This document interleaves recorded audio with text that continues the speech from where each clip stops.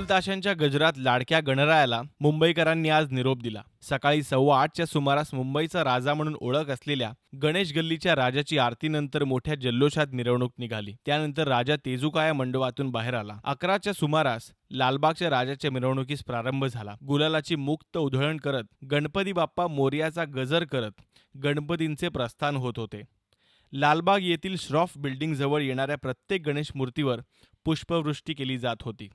लालबाग सोबतच गिरगावातही विसर्जनाचा उत्साह पाहायला मिळाला.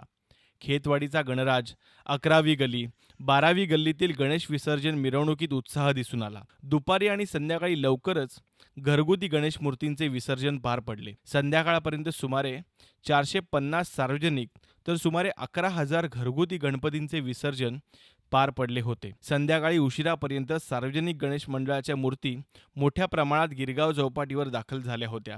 संध्याकाळनंतर पावसाचा जोर ओसरू लागल्याने लाडक्या बाप्पाला निरोप देण्यासाठी मुंबईकरांनी गिरगाव चौपाटीवर गर्दी केली होती.